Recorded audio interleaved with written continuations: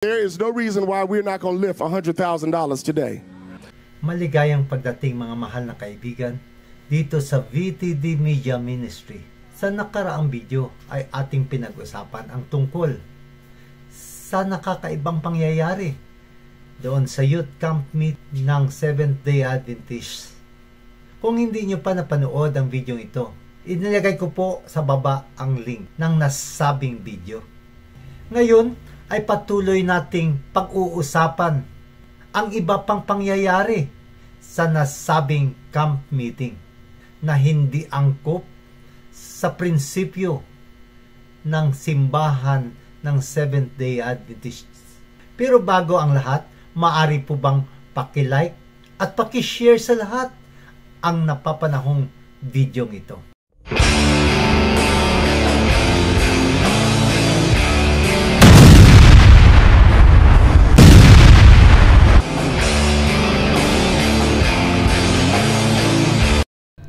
Sa Mateo 6, talatang 23, walang taong makapaglingkod sa dalawang Panginoon para sa alinman, kapuputan niya ang isa at iibigin ang isa, o kaya'y hahawakan niya ang isa at hamakin ang iba. Hindi ka makapaglingkod sa Diyos at sa salapi ang mamon. Ang maganda kaibigan sa mga ginagawang camp meeting ng Seventh-day Adventist, ito ay mga pagpupulong para sa spiritual revival, kung saan hinihikayat ang banal na espiritu na baguhin ang mga puso, na dito ay ibinibigay ang mga handog na may malayang kalooban. Ang banal na kasulatan ay nagsasabi sa atin na mahal ng Diyos ang isang masayang nagbibigay, na hindi ito ginagawa sa pamamagitan ng espiritu ng kasakiman. Hindi ito ginagawa sa anumang antas ng pamimilit. Ang malayang pagbibigay ng mga handog ay sa pamamagitan ng banal na espiritu ng Diyos na siyang pumapatnubay sa ating mga puso. Naniniwala ako na ito ang totoong iglesia ng Diyos na hindi dapat nakikitaan ng pagmamahal sa pananalapi. Noong nakaraang June 14, 2025 sa Southwest Region Conference sa Camp Meeting 2025 na may tema na Let It Rain. Pagkatapos mong mapanood ang video, maaari po bang pakisulat sa seksyon ng komento ang inyong mga saloobin. I know how many seats we put down. I know how many seats are around the perimeter. And there is no reason why we're not going to lift $100,000 today. I didn't hear any amens from this side over here. And there is no reason why we're not going to lift $100,000 today. Because I know what we did last year. Come on, say amen. And there is no reason why we're not going to lift $100,000 today. Nakakalungkot na ganito ang atmosphere doon na makikita mo sa umaga ng araw ng Sabat.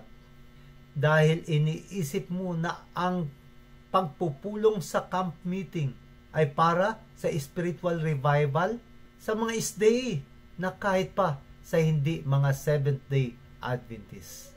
May mga pastor na nagmula sa iba't ibang simbahan na naroroon at kanilang nasaksihan ito.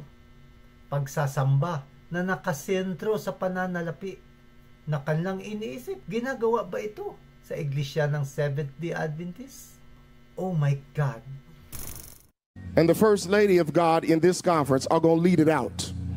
Are you with me, everybody? Now, if I just have 100 people that will give and pledge $1,000, the job is done and I sit down. Are you with me, everybody? I said, how many people? Lively, move. You know, the ushers have to step lively. You can't be slow and be an usher. Come on, say amen. All right, so Danielle and I are going to start it off. Pastor North, where are you? He's the secretary of this conference. I need you to match what I'm giving me. You got 1,000. Hallelujah. All right, there it is. Get an usher quickly to him right now. Brother Jackson, get to him right now. Right now, right now, right now. He's walking the wrong way. Right there. All right, who's next? Come on now. Come on now.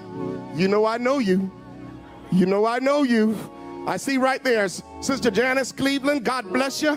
God bless you. God bless you. Say amen, somebody. She's going to match it right here. Sister Sharon Stewart from Houston. God bless you. Come on, ushers. You're not moving quick enough. Let's move now. All right, come on now. I see a hand there. Brother Rami, you saying 2. You're going to double what I do and make me do something more. Hallelujah. I can't let anybody outdo the pastor. Come on, say amen. All right, we've got 2 right there. Hallelujah. I need another hand. I'm going to call some names. Brother Crane, I see you right there from Dallas. God bless you. God bless you. God bless you. Who's over here? Oh, good. The president of our university, he and his wife, brother and sister Patterson. God bless you. Dr. Allen there from Oklahoma City, God bless you. Ushers, you're not moving quick enough. Pastor Charles Sanders, I see you right there. Let's move. Get the money, get the offering.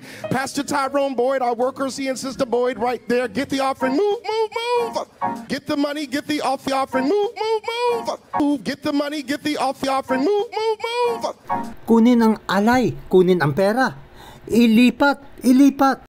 Sa mga nangyayaring ito dito ay hindi panawagan para sa banal na espiritu, kundi katulad sa isang pagtatawag para sa masamang espiritu na animoy money trafficking sa isang pelikula. At ang mga pagtawag sa mga pangalan ay nakakakikilabot, parang pagsusubasta ng pera.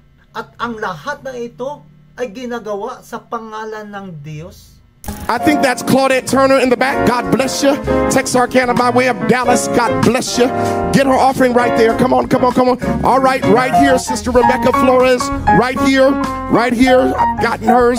All right, all right. There are people online you need to give. Some of you are sitting there saying, hurry up, Pastor Bird. I'm not going to let go till you let God bless you. All right, come on, come on, come on. I see. I'm looking. No, I'm not going to let it go. I see a hand. I can't see who it is, but I see 1,000. God bless you. God bless you. I can't see you, but I see one. Hallelujah. I see 1,000 there. I'm looking. I can't. Oh, that's Michael Brown. God bless you. That good North American division money. Come on, say amen. All right. Hallelujah. Hallelujah. Let him go right there. Pansinin mo ang sistema ng pag-aapila. Kapag hindi ka magbibigay, ikaw ay kanyang pipilitin na magbibigay dahil hindi ka makakatanggap ng biyaya.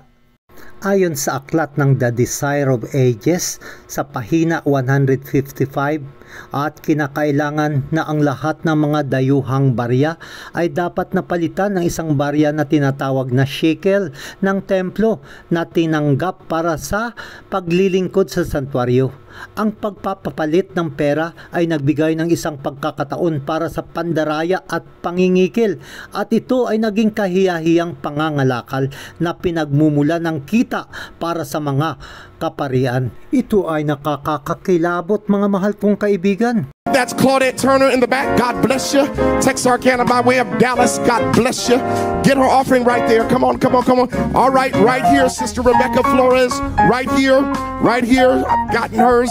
All right, all right. There are people online you need to give. Some of you are sitting there saying, hurry up, Pastor Bird. I'm not going to let go till you let God bless you.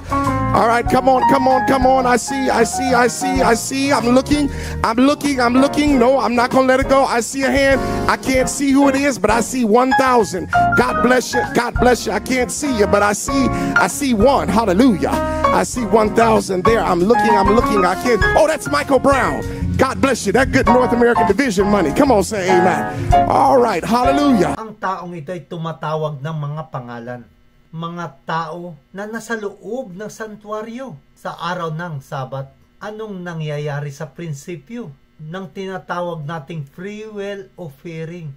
Kaya ito ang dahilan sa unang pagdating ni Jesus ay kanyang nilinis ang templo. Alam kong nararanasan ninyo ang mga proper program sa araw ng Sabat sa loob ng iglesia na mayroon lamang tayong itinalagang mga oras, panahon para sa pagtatanggap sa tinatawag na free will offering o mga handog. Pero ang lalaking ito ay kanyang sinasabi, I will take my time.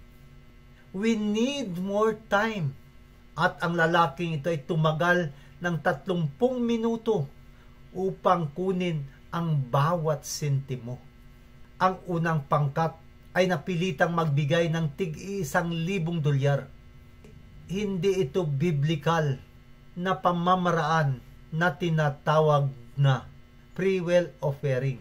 At ang pangalawang grupo, ang mga mag-asawa na kailangang magbibigay ng $1,000 ang bawat isa. Stage management people told me, they say, hurry up now with this, but you got to take your time so the people will give, or we don't have camp meeting. Come on, say amen. All right.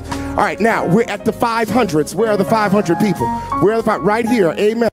All right. Now we're at the 500s. Where are the 500 people? All right. Now we're at the 500s. Where are the 500 people? All right. Now we're at the 500s. Where are the 500 people? Kaya ang unang grupo ng mga individual ay kailangang magbigay ng tig-1,000 dolyar at ang pangalawang grupo ay kailangang magbibigay ng tig-500 dolyar ang bawat isa. Ang pagsamba sa araw ng Sabat sa youth camp meeting ay para sa spiritual revival, bagong buhay kay Kristo. Ngunit naging panahon ng auksyon dahil nagsusumigaw ang tagapagsalita ng, bigyan mo ako ng 1,000 dito. May nakita pa kong mga ibang kamay, subasta ng pera sa araw ng Sabat. Ngayon, nakikita ba ito ng bagong halal ng presidente na si Pastor Kohler? Ito'y malaking hamon sa bagong pamunuan. Ano ang kanyang gagawin sa pangyayaring ito? Mga kapatid, patuloy lang tayong manalangin dahil ang iglesia ay mananatili ng sabi ni Jesus na kahit pa ang pintuan ng impyerno ay hindi ito kayang wasakin. Ang pangyayari, animoy paglalarawan ng pangangalakal ng mga Pariseo sa panahon ni Kristo. Sinabi ni Jesus na dapat ito ay isang bahay ng panalanginan, ngunit ginawa ninyo itong yungib ng mga magnanakaw. Mahal na mga kaibigan, inilagay ko ang link ng nakaraang video sa baba kung saan ang inimbitahan na nanguna sa youth camp meeting na ito ay Grammy Award winning na mga artista at hindi ito libre. Nagbayad sila kay Leandria Johnson ng $20,000 at magkano naman ngayon ang kanilang ibabayad kay Jonathan McReynolds. Ito ay mga nakakaibang apoy ng Pentecostal sa ating youth camp meeting ngayong Agosto. Kaibigan, ang espiritu ni Judas ay ipinapakita at kailangan tayo'y mananatiling manalangin na dapat ito maisaayos. Kailangang patayin natin ang ganitong paraan ng paghahandog. Tandaan mo, kaibigan, ng espiritu ni Judas at ni Satanas ay iisa.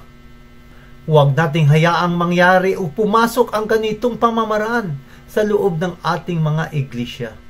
Mga mahal kong kaibigan, mga kapatid, ako'y umaapila na tayo'y bumalik sa altar.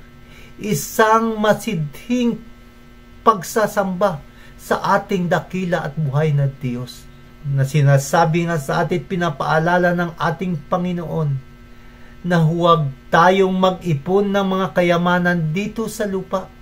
Bagkus, tayo'y maging mga tapat na katiwala ng ating mga talento, kayamanan o maging ang ating mga oras.